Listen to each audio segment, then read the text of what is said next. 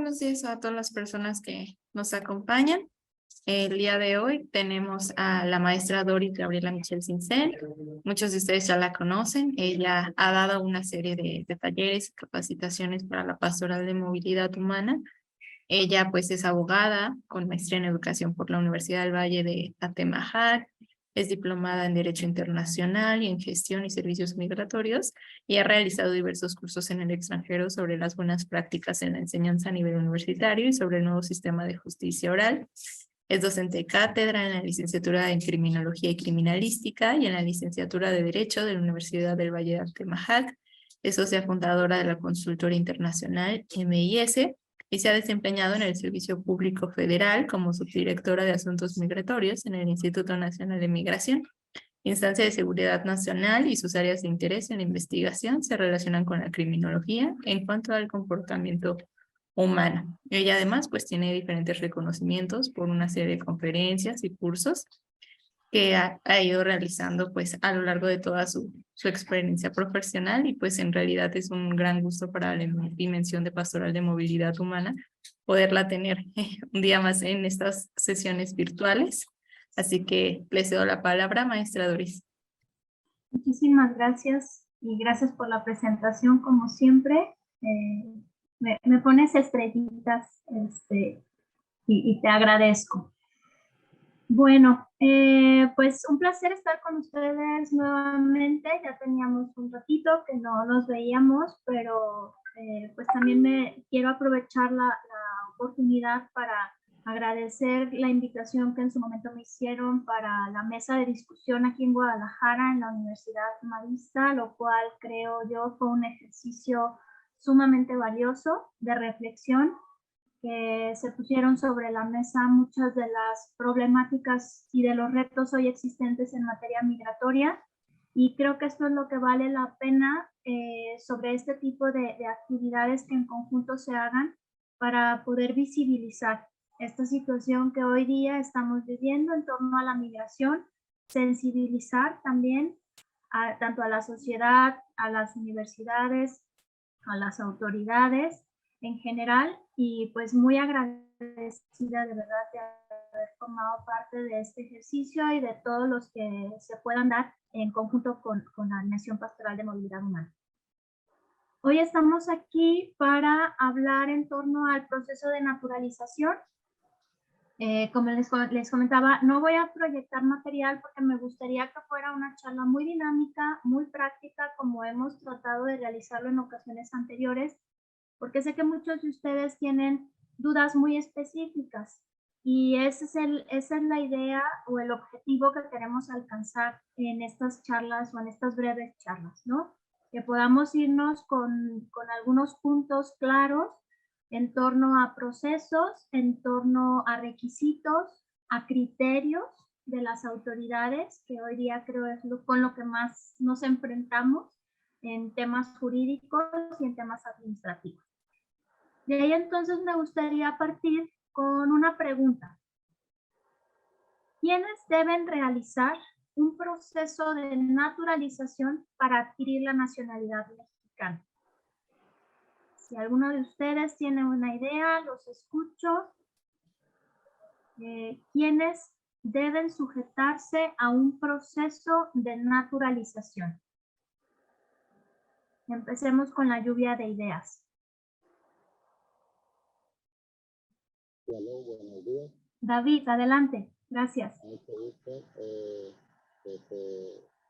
En mi pensamiento en el de pensamiento, pienso que aquellos los cuales estamos aquí refugiados por causa de problemas que tenemos en nuestro país y que se nos hace un poco difícil pues, retornar lo que es a nuestro país. Entonces pienso que para hacernos más fácil aquí, para obtener otros beneficios, otras cosas que se nos piden por ser extranjeros, entonces pienso que sería lo correcto, pienso en mi pensar. Excelente, David. Creo que tomas varios puntos importantes en este sentido. En primer término, estaríamos hablando de extranjeros que tienen ya la condición de refugiado autorizada por parte de la COMAC y por consiguiente estamos hablando de que tienen una condición de estancia de residente permanente. ¿Ah? Y hay otro punto muy importante que tú comentas, que es obtener mayores beneficios, el para qué, ¿verdad? No nada más es el cómo me voy a naturalizar, sino pues para qué obtengo yo la nacionalidad mexicana, y efectivamente es para poder ser considerado jurídicamente o legalmente a la par de los nacionales mexicanos y obtener beneficios, facilidades y sobre todo creo un tema para los extranjeros hoy día que es de cierta manera deslindarme ya de los temas migratorios, ¿no? De esas obligaciones y ese control que de cierta manera el instituto mantiene con los extranjeros que se encuentran de manera regular en el país. Muy bien.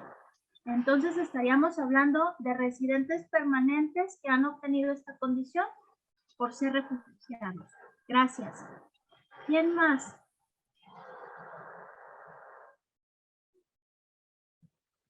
Anímense. Yo sé que muchos de ustedes tienen en el día al día todos estos casos prácticos y quizá estas dudas. Entonces es el momento. ¿Verdad que no los regaño de? Nunca. No, nunca, jamás. Ok. Bueno. Iniciamos entonces con esta parte. ¿Quiénes deben de someterse a un proceso de naturalización? Estamos hablando de extranjeros que cuentan con una condición de estancia como residentes permanentes o residentes temporales.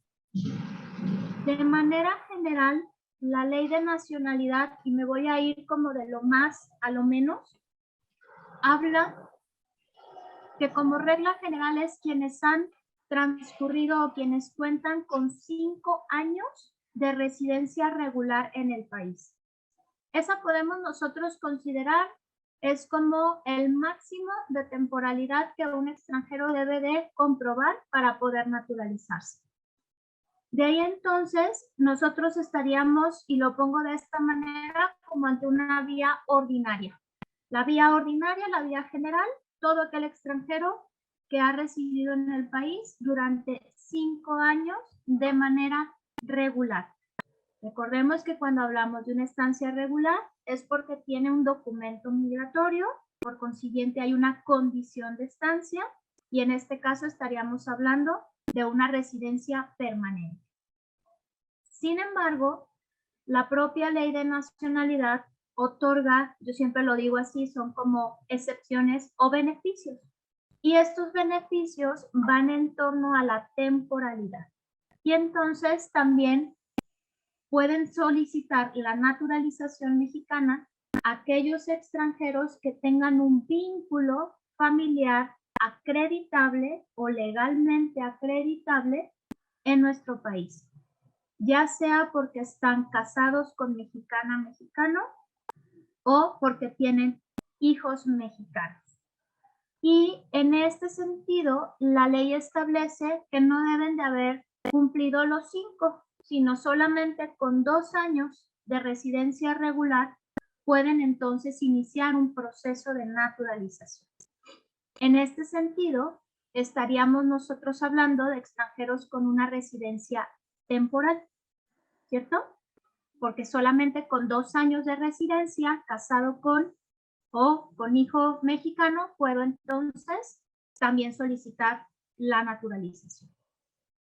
Aunque yo sé también que si ya tenemos hijo mexicano, quizás seamos residentes permanentes. Entonces, a lo que voy es que estamos jugando solamente entre estas dos condiciones de estancia, lo que me lleva a determinar que solo residentes temporales y permanentes pueden solicitar un proceso de naturalización, ya sea por estancia de 5 años, porque están casados con mexicana, mexicano, porque tienen hijo mexicano, y después vamos a otro supuesto, porque pertenecen a un país latinoamericano o perteneciente a la península ibérica.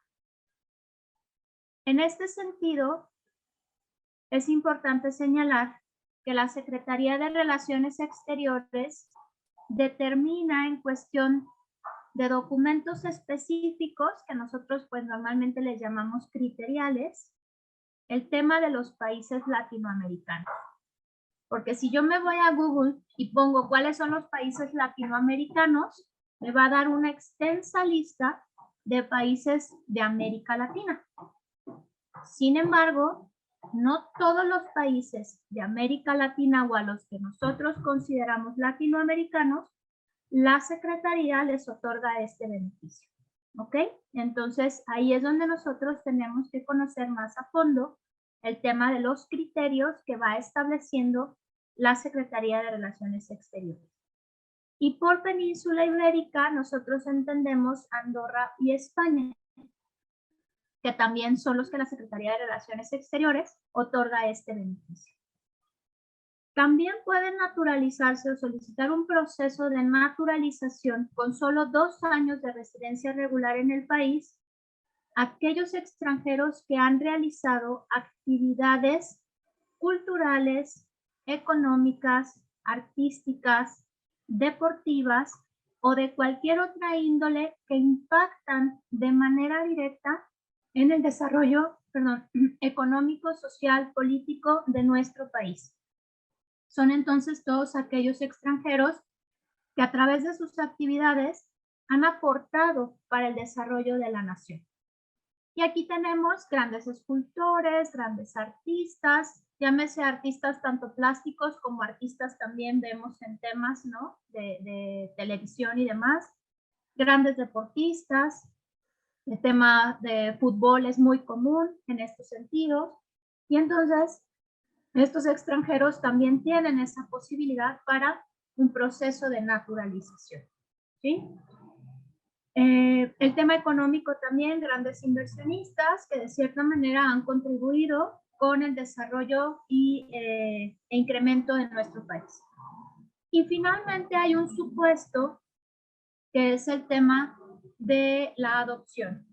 La ley de nacionalidad también contempla que puede naturalizarse un extranjero que ha sido adoptado por un mexicano y solo basta con 1 año de residencia. Sin embargo, aquí entramos en una cuestión también en tema de derecho civil, porque existen adopciones simples y adopciones plenas. No me voy a meter muy a fondo en este tipo de cuestiones. En varios estados o entidades federativas de la República, por reformas al Código Civil, ya solo se contemplan adopciones plenas. Y una adopción plena es la que te da todos los efectos como si fuera un hijo de sangre. Si fuera así, entonces no es necesario un proceso de naturalización. Pero si estamos hablando de una adopción simple o bajo ciertos términos, dependiendo, insisto, de la normatividad específica del estado al que nos refiramos, pues entonces podría caber esta figura de la naturalización al cabo de 1 año de residencia. ¿Ok? Pero vaya, de manera general, estaríamos contestando entonces esta primera pregunta. ¿Quiénes? Pues aquellos extranjeros que han logrado una residencia regular en el país como mínimo de 2 años, ¿sí? Como mínimo de 2 años cuando hay unidad familiar o se encuentran los supuestos de excepción que ya mencioné. Y si no, entonces, los que hayan cumplido ya sus 5 años de residencia, ¿verdad? Para esto, entonces, es importante, y por ello lo pregunto, porque dejamos de lado todas aquellas personas que son considerados mexicanos de nacimiento por la Constitución. Y aquí hay que tener mucho cuidado con este tipo de situaciones, porque a veces tenemos el derecho, lo desconocemos, ¿sí? Y entonces lo único que necesitamos hacer es reconocerlo ante las autoridades competentes. Por ejemplo, todos aquellos niños que nacen fuera del territorio mexicano, pero que son hijos de padre mexicano, madre mexicana o ambos de nacionalidad mexicana, o que a su vez los abuelitos son de nacionalidad mexicana. Y esto es un derecho que por la Constitución se otorga a las personas y no es a través de un proceso de naturalización. Ellos son considerados mexicanos de nacimiento. ¿Qué tengo que hacer? Ir a reconocer este derecho ante una oficialía del registro civil, acreditando los vínculos familiares con papá, mamá o abuelos. ¿Ok? Entonces, por eso era la pregunta. Porque para naturalizarme, pues no debo de encontrarme en estos supuestos que la Constitución, artículo primero, fracción A y B, establece dentro de sus disposiciones. ¿Ok? Bien. Creo que hay un mensaje por ahí en el chat. No sé si nos podemos detener a leerlo. ¿Sí? Dice, muy buenos días a todos. Tenemos un caso de nacimiento de una bebita haitiana en Mazatlán, Sinaloa. Ambos padres son haitianos, mas no les están queriendo aceptar las actas de nacimiento, tarjeta de tránsito y pasaportes de los papás para registrar a la bebé. Solicitan sean documentos apostillados, de lo cual no tienen ningún contacto en Haití para solicitar estos documentos. Bien, muchas gracias. Y qué bueno que salió a colación este comentario, esta situación. Aquí nos enfrentamos precisamente con un derecho de nacimiento, es decir, la bebé nace en territorio nacional, así que tiene toda la garantía para que sea registrada ante las instituciones. Son de los problemas comunes que se pueden presentar en algunas oficialías, pero aquí sí o sí, sin mayor documentación, tendrían que estar registrando a la menor, porque estamos hablando de un tema de respeto y facilitación ante derechos humanos. ¿Cuál es la sugerencia cuando finalmente las instituciones se ponen ante este tipo de cuestiones criteriales y de rigurosidad en cuanto a los requisitos de los papás y que me piden? La ley de migración establece como derecho, ¿sí?, que se debe de realizar cualquier acto del estado civil, es decir, el registro de nacimiento, independientemente de la situación migratoria e independientemente de la condición de los padres, porque el derecho garantizado es para el menor, no es para los extranjeros, en este sentido que después se desprenderá un tema de derechos para ellos. Pero a quien se está vulnerando el derecho humano en este caso es al menor, al que se le está impidiendo el registro de nacimiento. Por tanto, quizá es necesario a veces elevar esto ante las instituciones de derechos humanos. Lo pongo sobre la mesa. En Guadalajara ya no es común que pasen este tipo de situaciones. Realmente todas las oficialías creo se han sensibilizado y están informadas al respecto, pero si a ustedes todavía les está sucediendo en sus entidades federativas, una solución sería acudir ante la Comisión Nacional de Derechos Humanos a fin de dar a conocer esta situación que se está presentando en esa oficialía, porque a quien se está vulnerando el derecho para el registro es al menor. En este sentido, la bebita, ¿cuántos meses tiene? Si me pueden, digo, nada más para que tengamos en cuenta, la ley del registro civil establece que los registros en tiempo deben de ser menos a 6 meses de nacimiento del menor. Cuando son mayores de 6 meses, sin problema, 20 tiene días. 20 días, así que está en tiempo para que la nena sea registrada. Insisto, si la oficialía está ya en un tema de criterio e imponiendo requisitos que no deberían de proceder tendríamos que atender a otro tipo de instancias para que no se vulnere el derecho a la menor. Bien. Continuando entonces con esta parte, porque bueno, aquí es donde estamos hablando, ¿no? Finalmente de que tiene el derecho a ser mexicana, es mexicana por nacimiento. Bien. Iríamos entonces con la siguiente pregunta. Si ya contestamos quién es, entonces ahora es el cómo, ¿verdad? ¿Cómo realizamos un proceso de naturalización para adquirir la nacionalidad mexicana? Bueno, en este sentido, hoy día, a raíz de la pandemia, y parece que ya se siguió como sinergia esta situación, todo está centralizado. Por lo menos en Guadalajara no se reciben trámites ni procesos de naturalización en las delegaciones locales. Todo se concentra hoy día en la Ciudad de México. Esa creo que es una de las situaciones que nos pone un poquito, ¿no?, frente a la falta de facilidad y también en cuestión de los tiempos para los procesos de naturalización. Sin embargo, no impide el que nosotros pues accedamos a este tipo de situaciones. Yo siempre insisto mucho en que debemos de ejercer estos derechos que tenemos. En la medida en la que nosotros ejerzamos estos derechos, pues las instituciones, ¿no?, las hacemos que finalmente sigan trabajando y sigan garantizando este cumplimiento. Si por temas burocráticos de cierta manera o porque consideramos que es algo engorroso el estar haciendo y demás, pues poco a poco nosotros mismos estamos dejando, ¿no?, que las instituciones permanezcan como en este tipo de cuestiones y no accedemos nosotros a ese plus, a ese beneficio del que hablábamos inicialmente cuando yo ya puedo ser mexicano. Entonces, hoy día hay que cumplir con una serie de requisitos para el proceso de naturalización.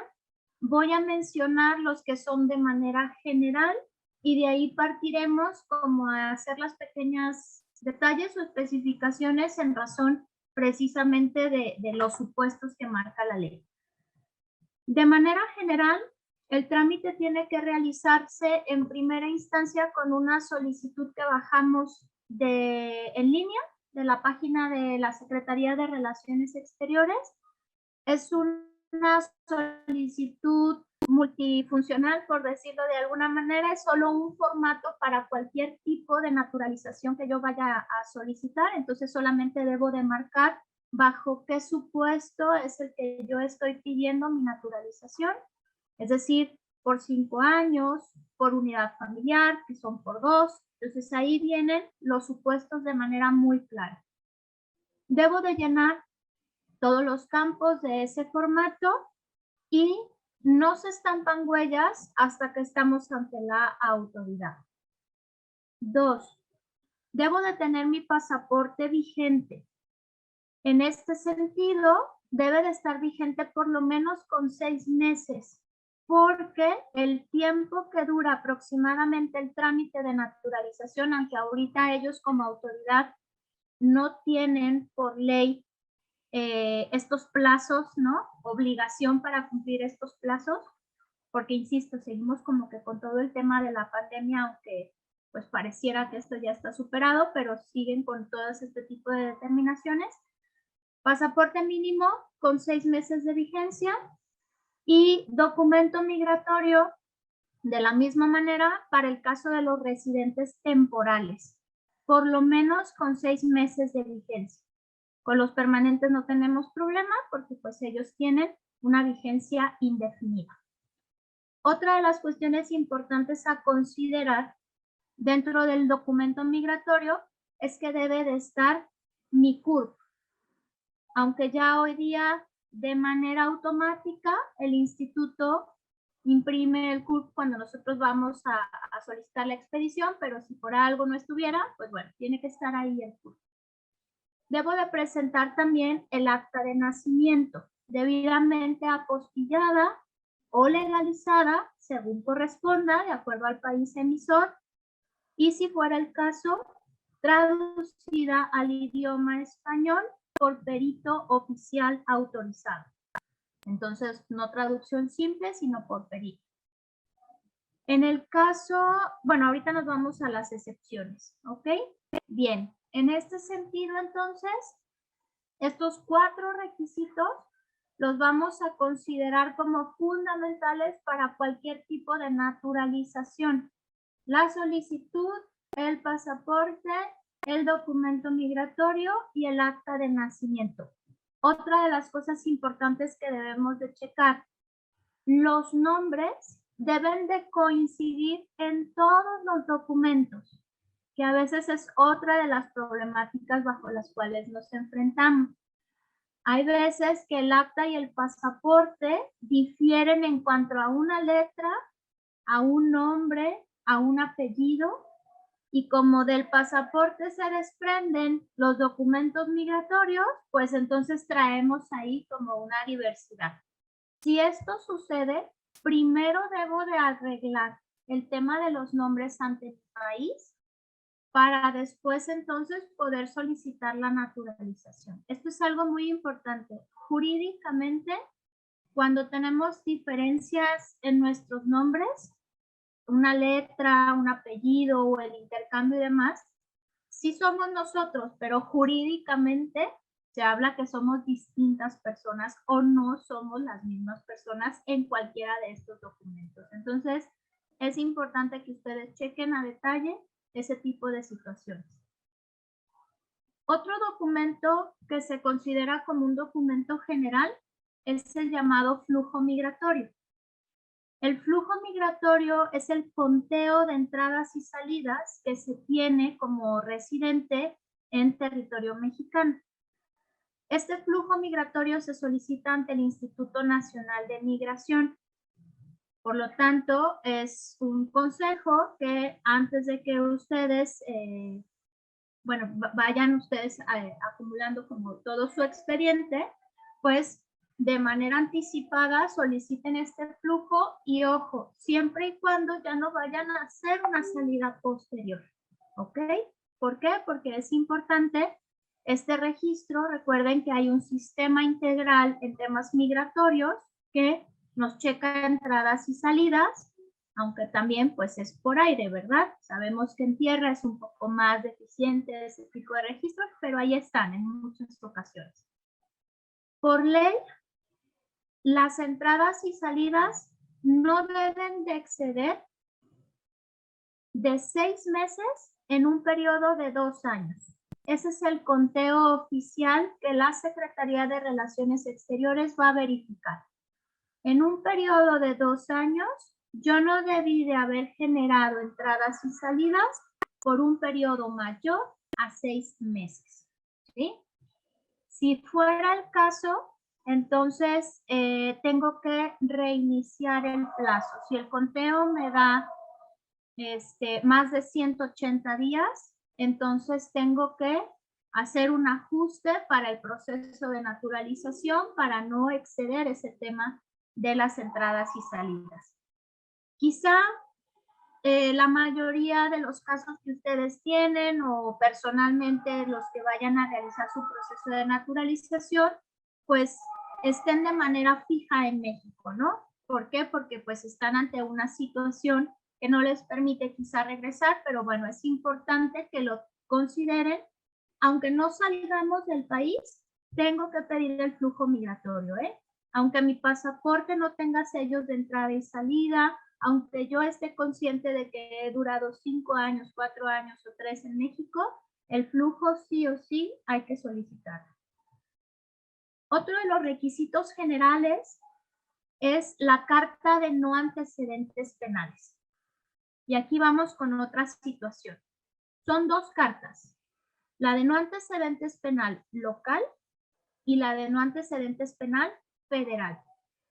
La local la pedimos ante la institución que nuestra propia ciudad determine. Por ejemplo, aquí en Guadalajara, las cartas de no antecedentes penales, aquí en Jalisco, perdón, las expide el Instituto Jalisciense de Ciencias Forenses. Entonces, este es un documento que prácticamente de manera inmediata acudimos a solicitarlo y finalmente lo tenemos. La carta de no antecedentes penales federal solamente se puede solicitar en la Ciudad de México. Hasta hace un par de meses se abrió un portal para solicitarlo en línea.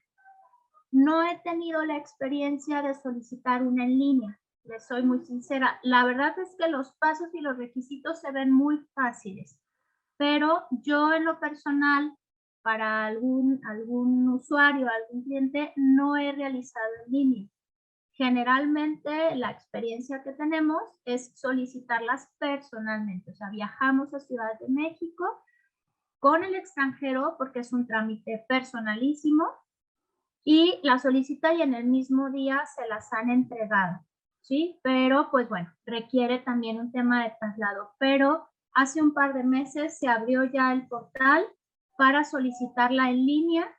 Yo esperaría que sea tan fácil obtenerla como ahí se visualiza. Tiene un costo de 153 pesos. Se puede pagar con tarjeta de débito o tarjeta de crédito. O sea, te da todas las facilidades el portal, es muy noble, te va guiando de paso a paso. Otra de las cuestiones importantes a determinar es que deben de contar con un correo electrónico. Ahí les van a estar mandando las notificaciones de su solicitud. Y pues vaya, quien desee intentarlo y solicitarle a través de ese medio, puede ser un momento, ¿verdad?, para poder agilizar el proceso. Y también como requisito general para cualquier tipo de naturalización, tenemos el tema del examen.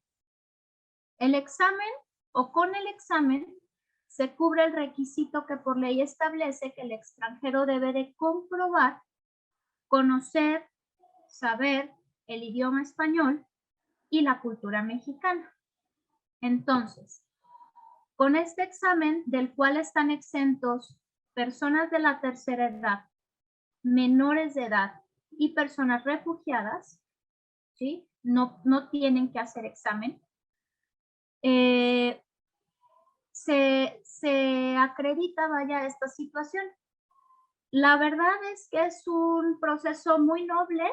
Hay una guía de estudio del examen, es pública, digo, tampoco estoy dando nada que fuera de esto, es pública, está en la página de la Secretaría de Relaciones Exteriores. A mí me gusta hacer mucho el ejercicio con mis chavos porque les digo, a veces los extranjeros saben más de historia y cultura que ustedes, ¿eh? Entonces les aplico el examen y de repente, sí, maestra, no sabemos nada. Bueno, entonces ustedes pueden bajar la guía, es una guía de 100 preguntas y de esas preguntas les hacen 30 en el examen. Y otra de las cosas es que se puede presentar el examen hasta en 3 ocasiones. O sea, si en la primera no estaba muy seguro y no lo aprobé, puedo solicitar se me aplique nuevamente y la Secretaría puede llegar a aplicar hasta en 3 ocasiones el examen. Claro que es uno distinto, ¿verdad? Pero vaya, de las 100 preguntas que tenemos en la guía, no sale mayor problema. Y ya con eso se acredita lo del idioma español y el tema de la cultura mexicana, ¿verdad? Del conocimiento de la cultura mexicana. Hasta aquí con los requisitos generales. ¿Alguna pregunta? Estos requisitos los entenderíamos para todo, para cualquier tipo de proceso o de supuesto de naturalización. Bien, vamos entonces con los temas ya específicos. Si yo estoy solicitando mi naturalización por residencia de 5 años, el documento más importante y el que prueba mi residencia es mi propio documento migratorio. Mi tarjeta de residente permanente, esta es la que me va a dar precisamente la vigencia y el supuesto para aplicar, ¿sí? Si estoy aplicando para naturalización por hijo mexicano, pues entonces el acta de nacimiento, que debe de estar con una vigencia menor a 1 año, es el documento probatorio para acceder a este tipo de naturalización. Si es por matrimonio, el acta de matrimonio y la carta de apoyo que mi cónyuge me deba de brindar, junto con su identificación. Entonces, aquí se viene otro tema importante a cuidar los nombres. También el acta de nacimiento debe de coincidir en cuanto a los nombres, tanto del extranjero como del mexicano y del documento oficial del mexicano, que en este caso tendría que ser el INE vigente o el pasaporte vigente. Únicamente esos dos documentos nos los toman como oficiales. Y si hablamos de temas de artistas, deportistas, etcétera, debe de haber un respaldo por parte de las instituciones correspondientes. Si hablamos de inversionistas, pues Cámara de Comercio. Si hablamos de un tema deportivo, pues el club deportivo, etcétera, etcétera, ¿no? Pero tenemos que respaldar este tipo, por ejemplo, en casos de escultores, artistas y demás, pues las publicaciones que se hayan hecho en torno a este tipo de actividades me sirven como documento probatorio y sustentante de mi petición, ¿sí?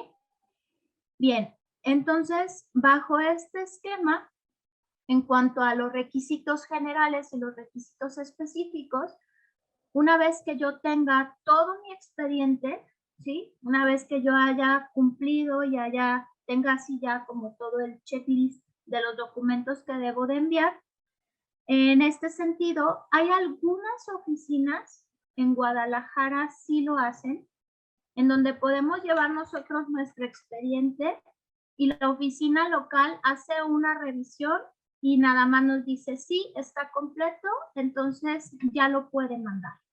¿Ok?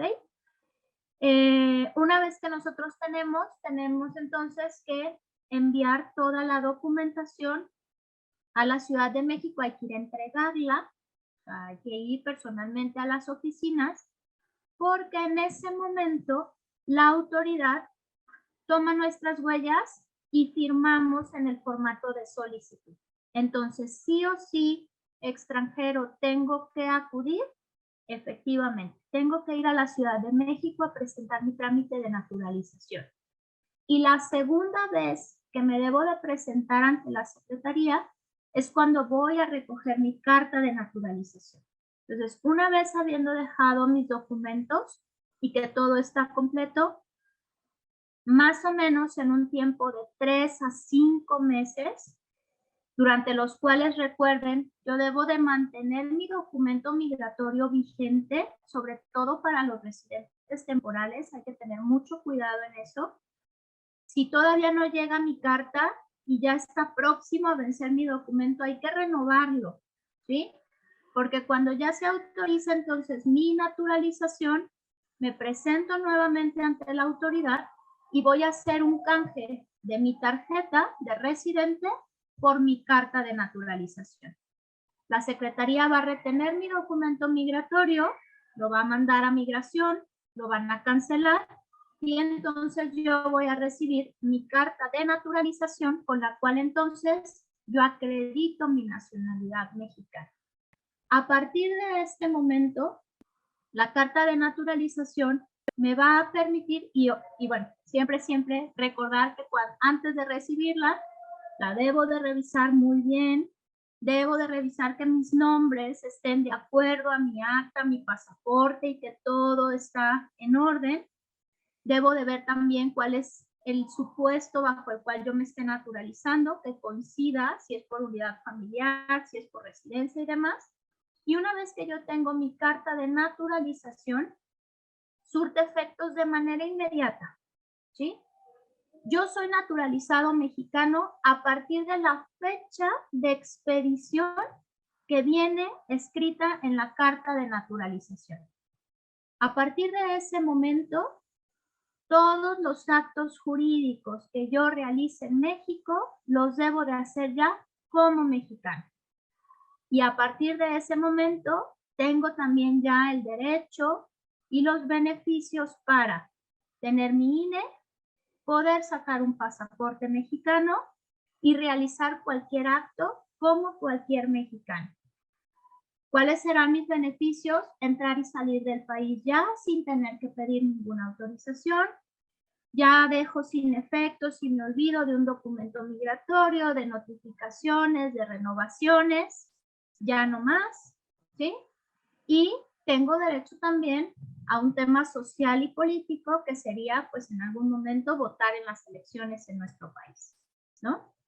Entonces, bajo ese sentido, una vez teniendo todo este proceso, ustedes alcanzarían el reconocimiento como mexicanos naturalizados. Realmente, en nuestro sistema jurídico, la diferencia entre un mexicano por naturalización y un mexicano por nacimiento es mínima. ¿A qué no tengo acceso como mexicano naturalizado? A temas políticos de acceso a un cargo público de alto nivel, porque solamente están reservados para mexicanos por nacimiento, como presidente de la República, diputados, senadores, etc. Y a prestar el servicio militar, bueno, más bien a pertenecer en el ejército militar, ¿no? Son dos de las excepciones a los cuales, como mexicanos naturalizados, la Constitución hace ahí una pequeña diferencia. Ojo, la carta de naturalización o el derecho a ser mexicano por naturalización se puede perder, ¿sí? ¿Cómo se pierde la naturalización mexicana? Hay 5 supuestos que la Constitución establece. La primera, residir por más de 5 años fuera de México, de manera continua. Es decir, por alguna situación, por X o Y circunstancia, me trasladé a otro país y duré más de 5 años.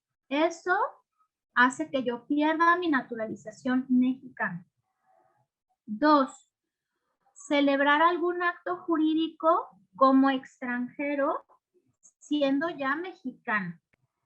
Comprar algún bien inmueble, registrar algún hijo, que a lo mejor ustedes estarán pensando, pues en qué cabeza cabría, ¿verdad? Que si ya tengo la nacionalidad mexicana voy a estarme ostentando. Sí pasa.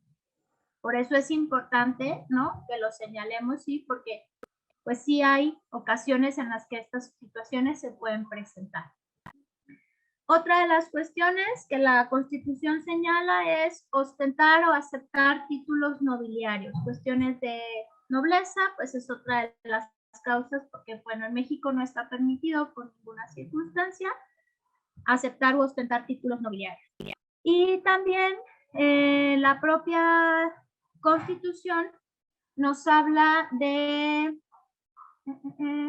ahorita se me fue el cuarto, pero bueno, básicamente el tema de realizar, entrar al país, es decir, me fui de vacaciones o fui a visitar a mi familia fuera de México y cuando regreso no me ostento con mi pasaporte mexicano, sino con otro pasaporte.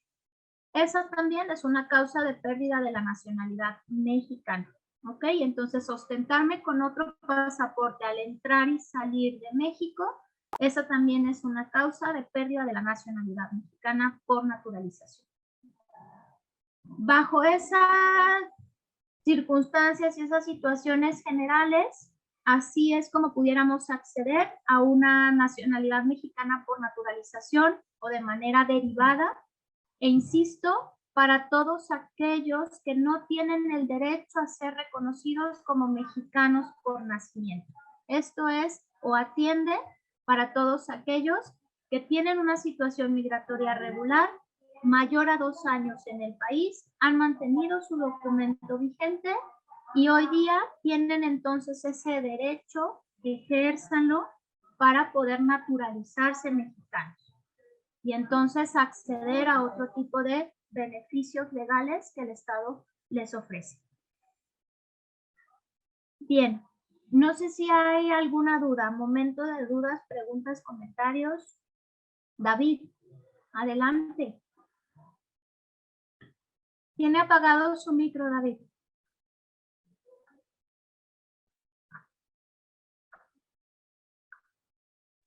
¿Me escucha ahora? Sí. Ok. Cuando estaba diciendo de perder la de la nacionalización, mencionaba acerca de no puede tener como bienes inmuebles o algo así lo entendí, la persona cuando se naturaliza, porque bueno, con el hecho de mi caso ahorita, pues estoy con que ya no quiero arrancar, pero de hecho por eso estoy, o busqué preguntar acerca de mi naturalización, porque pues, estoy queriendo tener una casita para poder vivir, ya no quiero pagar renta. Y entonces, Por me dijo supuesto. que Bien, no me podía. buena pregunta. En este caso es, si yo realizo la compra de la casa antes de mi proceso de naturalización, entiendas, entonces lo estoy haciendo como extranjero, ¿no? Y como extranjero, pues también hay ahí unas cuestiones que debo de cumplir. Tengo que pedir el famoso convenio de renuncia ante la Secretaría de Relaciones Exteriores para adquisición de bienes inmuebles. Bien, ya estoy en ese proceso, ya firmé mi escritura y demás. Me naturalizo mexicano. Lo único que tengo que hacer es actualizar esa situación. No pierde usted su bien inmueble. Lo que perdemos nosotros es, si ya fuera naturalizado y usted compra su casa y se ostenta como extranjero, siendo que ya es mexicano, ahí está el conflicto. Pero mientras soy... ¿sí? Entonces no hay ningún problema en que usted lo haga hoy día, o si ya la adquirió no hay ningún problema. Cuando usted se naturaliza, lo único que hay que hacer es actualizar. No hay problema. Lo entendido, o sea, lo que no había entendido, o sea, si yo tengo, me naturalizo en el inmueble y me ausento por 5 años de ir fuera del país y pierdo mi naturalización para el inmueble. Sí, en ese sentido, ahí sí hay un conflicto con el tema de los bienes, ¿sale? Okay, sí. Ya lo entendí. Y hay otra cuestión muy importante que debemos de considerar como extranjeros. Una cuestión es lo que las leyes mexicanas establezcan para el tema de la naturalización, y que recordemos también que en México se puede tener más de una nacionalidad. ¿Por qué? Mientras yo en México me ostente como mexicano, si mi país no me quitó la nacionalidad de origen por haberme naturalizado mexicano, cuando yo voy a mi país, puedo seguir siendo venezolano, argentino, español, porque las leyes lo permiten. Sin embargo, ojo, hay algunas nacionalidades que al adquirir una segunda limitan o restringen algunos derechos, de los que yo, por la experiencia y demás, me he enterado. Por ejemplo, en Argentina, a menos que esto ya no sé si tenemos algún hermano argentino, pero en Argentina hasta hace unos años, si ellos se naturalizaban mexicanos y tenían o tienen bienes inmuebles en su país, el Estado se los confisca, se los quita al adquirir otra nacionalidad. Con Italia pasa lo mismo. En Cuba sé que hay temas muy restrictivos también en cuanto a derechos. Entonces, una cuestión es la normatividad mexicana, pero es muy importante que yo como extranjero, antes de decidir naturalizarme mexicano, conozca en mi país qué consecuencias me va a traer naturalizarme mexicano. ¿Sale? Eso es algo importante, porque yo tengo que renunciar a mi nacionalidad de origen. Digo renunciar porque tengo que presentar un escrito de renuncia en México. Pero también es importante saber cuáles serán las consecuencias en mi país al naturalizarme mexicano. Cada país lo regula de manera diferente. Hay países que no tienen conflicto ni problema y puedes tener las dos nacionalidades. Hay países en donde dice, si tú te naturalizas de otro, pierdes la de origen y aquí ya no puedes volver a entrar como nacional de este país. Entonces, ese es un aspecto que solo ustedes como extranjeros conocen en torno a su propio país, cómo se regula, ¿verdad? Entonces, por ejemplo, poniendo un caso de nosotros los mexicanos, nosotros como nacionales mexicanos o de nacimiento mexicano, si adquirimos una nacionalidad de otro país, México no nos quita la de origen. Lo único que nos dice es, cuando vengas a México eres mexicano. En otro país te ostentas como tú quieras, pero en México todo lo haces como mexicano. ¿Vale? Entonces eso es algo importante que antes de decidir, cada quien sí tiene que visualizar cómo se reglamenta o cómo se genera legalmente en sus países de origen. Ari, adelante. Hola, buenos días. Me disculpo por no prender la cámara, pero a mí me surge una duda. Mira, yo tengo una amiga que es de Honduras y ella en este año presentó el examen para la naturalización, pero ella años atrás se ha dedicado como estilista, a poner uñas y todo demás, pero anteriormente trabajaba con otras personas, pero ahora ella ya se independizó, ella ya tiene su local y empieza a trabajar pues de manera independiente.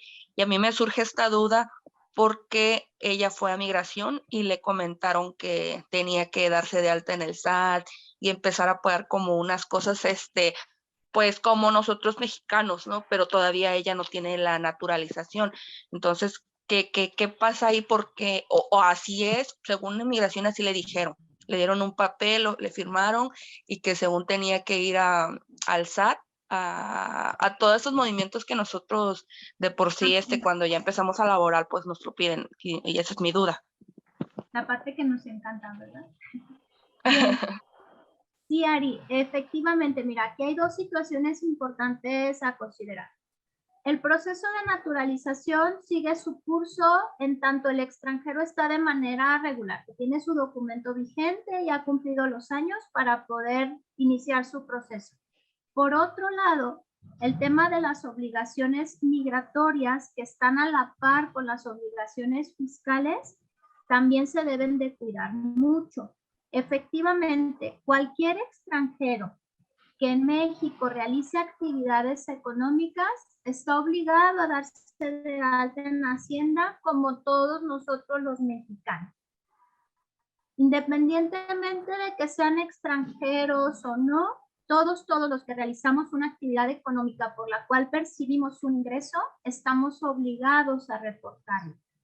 Entonces, ella, como residente que es, puede acudir ante Hacienda y le van a solicitar precisamente que se dé de alta. Aquí es donde entramos de repente con temas migratorios complejos porque cuando nosotros notificamos, si ella ya tiene permiso de trabajo y ahora lo va a hacer de manera independiente, no tendría que tener mayor problema.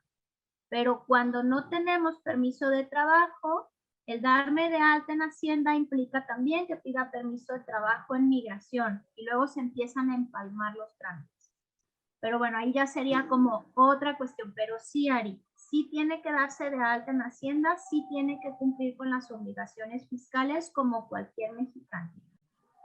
Ah, ok. Es que esa duda me surgía por lo mismo de que como todavía no tiene la naturalización, está en ese proceso, dije igual y no es así, pero ahorita que lo comentes, dije, lo tengo que preguntar. Ahora, tengo otra pregunta igual. Mira, yo tengo unos amigos de Colombia, tengo años de conocerlos.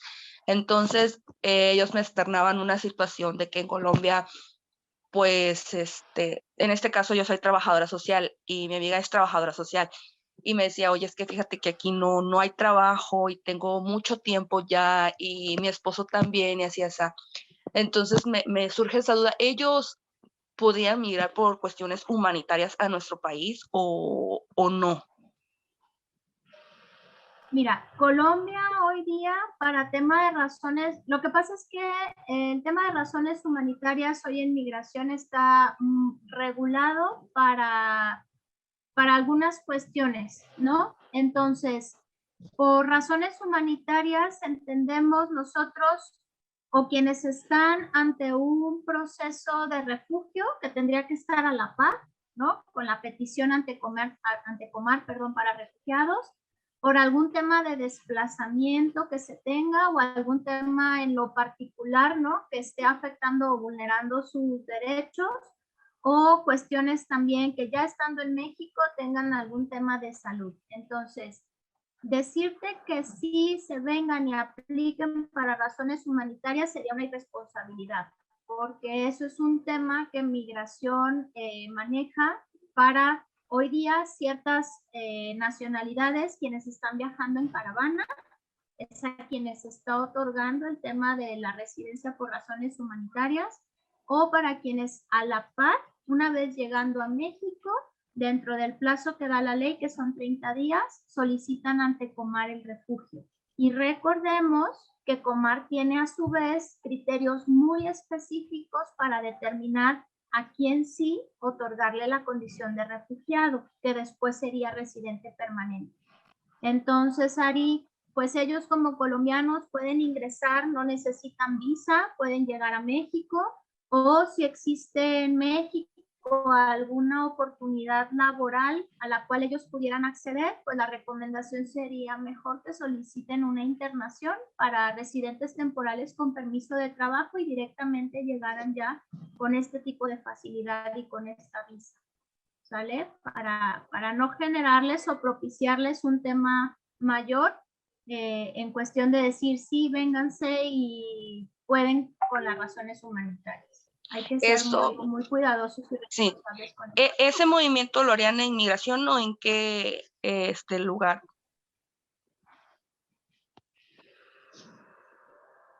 La petición de visa por residente temporal. Ajá, sí. Esa la hace el empleador aquí en México ante Migración, pero teniendo ya específicamente la oferta laboral que se vaya a tener.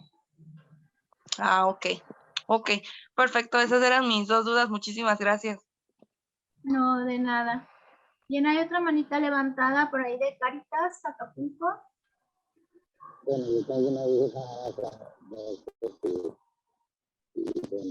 Hola, buenos días. ¿Sí nos escuchan? Hola, hola. Sí, a ver, vamos primero con Cáritas y después regresamos contigo, David, ¿te parece? Bien, adelante. Gracias. Bueno, buenos días. Estamos aquí con los hermanos, hay de Venezuela y hay de Bolivia. Preguntaban si tienen el caso concreto, por ejemplo, de Venezuela. En caso de adquirir la nacionalidad mexicana, pierden la nacionalidad de Venezuela, concretamente.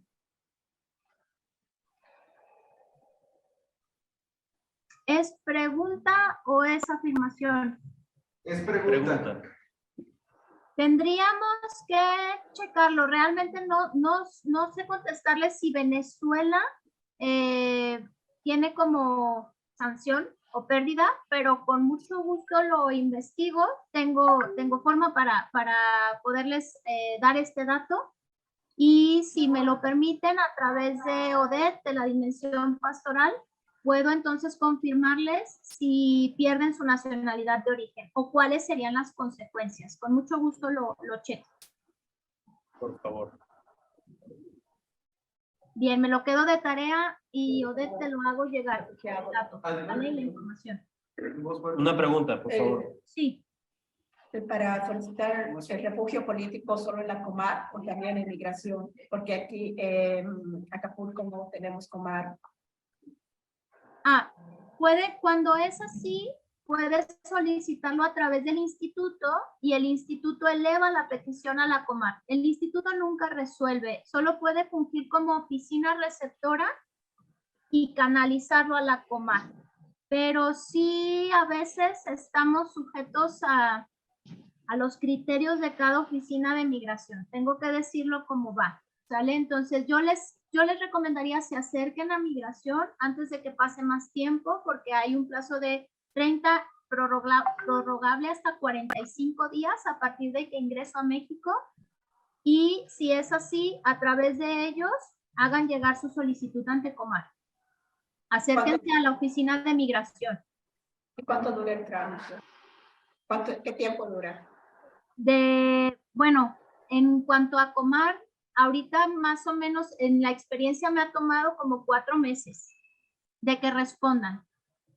Tengo que radicar aquí en Acapulco Sí. mientras lo hagan el trámite. Así es. Tiene que permanecer en la localidad en la cual vaya a solicitar su refugio.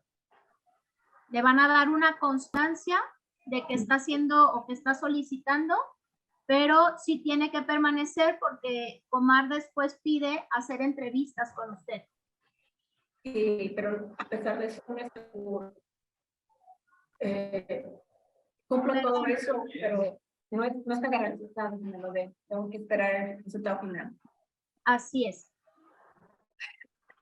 Pero mientras tanto, mientras usted es solicitante, el instituto le expide su documento migratorio y eso le da mayor seguridad para estar en el país de manera regular. ¿Sí?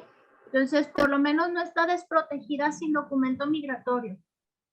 Por lo menos los 4 meses del trámite puedo estar. Así es. Hasta en Gracias. tanto reciba su resolución. David. Ok. Bueno, prácticamente una de ellas pues, era esa también. ¿Cómo podía averiguar pierdo en mi país qué restricciones me darían yo soy de Honduras, por ejemplo? Soy hondureño y no sé qué perdería, porque yo también tengo bienes allá. De hecho, una de mis preguntas es, de hecho yo tengo pues, un vehículo, un inmueble allá en el país, y pues he estado con, pues así se me hace muy difícil la movilización para mi trabajo y todo. Pues he estado como tratando de averiguar qué debo de hacer, para qué pasos a seguir para poder ingresar al país de vehículo, porque de hecho necesitaría, creo, ir a migración y solicitar un permiso para acercarme a la frontera de Guatemala para que ahí me entreguen el vehículo y yo de Guatemala para acá pues ingresaría lo que es México. Y pues no sé qué requisitos debería seguir. Claro, mira, digo, son procesos que nos van a llevar un poquito más de detalle, David. Con mucho gusto les dejo mi correo electrónico, inclusive les dejo mi celular, si me lo permiten así, y estoy a la orden, o a través de la dimensión, si quieren canalizar las preguntas, comentarios, yo aquí en el chat les escribo. Bueno, mi teléfono celular es 333 156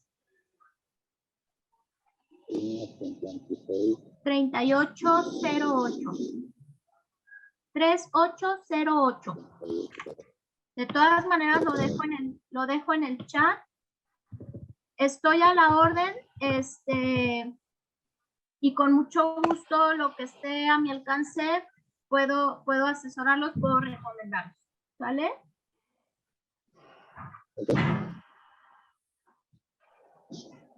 Bien, una última pregunta, Odette, ¿te parece? Creo que por ahí habían prendido una cámara, no sé si hay alguna pregunta. Me aparece como César, pero es una chica. Entonces, ¿alguna pregunta? ¿No? Yo creo que posiblemente sí más adelante, ya con una conversación con algún migrante que quiera el apoyo. Por supuesto, les estoy dejando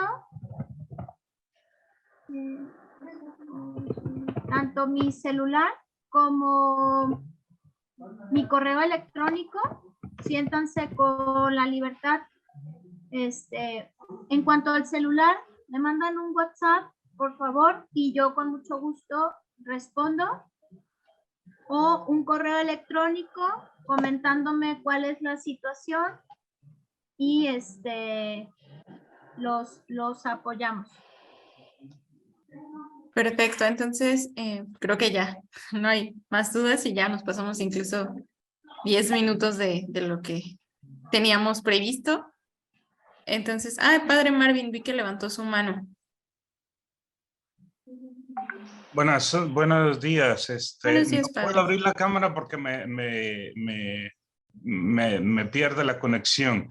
Llegué un poquito tarde, pero sí me surgen algunas dudas sobre el proceso de naturalización, aunque sí sabemos que en ciertos casos con cierta población se maneja quizás no ya a ese punto, ¿no? Pero pensando, por ejemplo, en la población haitiana que se encuentra ya en el norte, algunos que ya han empezado a ser deportados han vuelto a regresar a México, pero ya poseen ellos un permiso anteriormente o una visa humanitaria. ¿Qué pasa con este tipo de casos? Por ejemplo, si recibieron el permiso, no sé si también esté bajo tu lupa.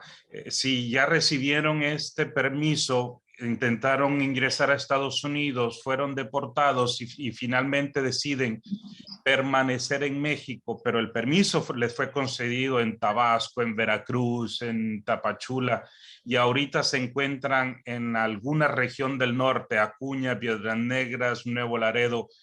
¿Qué procede? ¿Ellos tienen que regresar a sus puntos de origen o hay un punto común al cual ellos se puedan acercar? Monterrey, Ciudad de México, esa es un poquito mi duda y no sé si está bajo tus notas. Padre, sí está bajo mi lupa, como usted menciona. Ahorita me da muchísima pena porque tengo otro compromiso que atender, pero si me lo permite, con muchísimo gusto doy respuesta y le digo cuáles serían las opciones y posibilidades que tienen ellos. Lo hago si gusta a través de la dimensión pastoral. Excelente. Le mando a Odette la respuesta para que lo pueda canalizar. Excelente. Y están ahí en el chat mis datos, padre. Cualquier duda, cualquier inquietud, con muchísimo gusto. Si gusta, Okay, tómelo sí. de ahí y podemos tener comunicación directa. Sí, Con mucho ya gusto. lo tomé en algún momento, quizás organizamos algo solo para el albergue Nazaret, porque nos encontramos con una población con estas necesidades. Entonces, pues sí, gracias. Gracias Con por mucho gusto, ya por lo padre. menos ya sé a quién preguntarle. Gracias. Por supuesto, un placer. Igual. Bueno, muchas gracias, padre. Igual a todas las personas que se conectaron el día de hoy y por supuesto a la maestra Doris por aclararnos pues todas las dudas que han surgido. Qué gusto poderla tener. Y justo, ¿no? Esperamos seguir teniendo más conversaciones con usted, maestra Doris. Qué gran gusto. Claro que sí, para mí es un placer siempre, ya saben, cuentan con una servidora en lo que pueda apoyar y bueno, no me despido, será un hasta luego con lo que más podamos seguir generando. Un placer saludarlos a todos. Perfecto. Que Muchas tengan un gracias. excelente día. Gracias.